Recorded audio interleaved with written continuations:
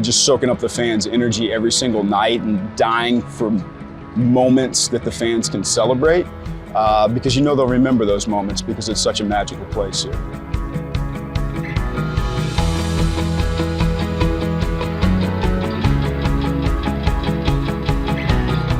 Hi, I'm Jeremiah Paprocki, the Chicago Cubs public address announcer, and we're here in Gallagher Way with Cubs bench coach Andy Green. Andy, thank you for your time.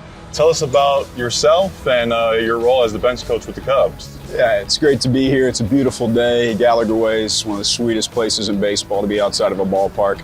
I'm Rossi's bench coach. Been here with him for 3 years now. I also coach infielders for him. Basically, any detail he wants managed outside of the stuff that he flies over top of, I try to take care of for him, and love working alongside of him. With baseball, there's a lot of risk. You know, as a pitcher, it could come down to a couple pitches, or if you're base running, you know, if you're either safe or out. So how do you assess risk as the bench coach?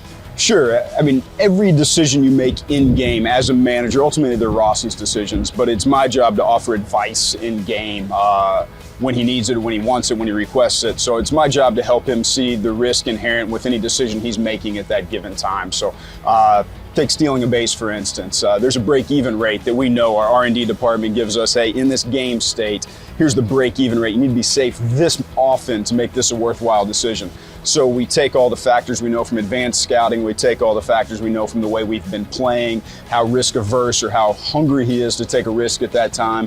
And then we just inform him of what myself and then on the pitching side, Tommy Hotovy, inform him of what makes the most sense in that given moment. And then it's his decision, his call. So you've played the game and you've had an extensive coaching career. Have you gained some knowledge from other managers that kind of inspired you into your own coaching routine? Sure.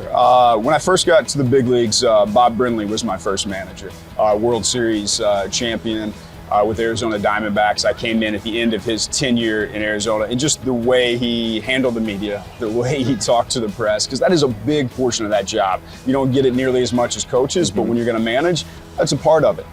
Strategically, I played for Bob Melvin, managing in San Diego right now. Bo Mel, really good at what he does. I was on the bench for a few years for him, and as a bench player, you're kind of managing the game along because you never know exactly where you're going to get used. But when you start to find the feel and rhythm of another manager, of your manager, you understand he's going to use me in this situation or this situation, so you prep for those spots. But the clarity you receive from that manager's chair, it's really impactful, and it can position you to be successful.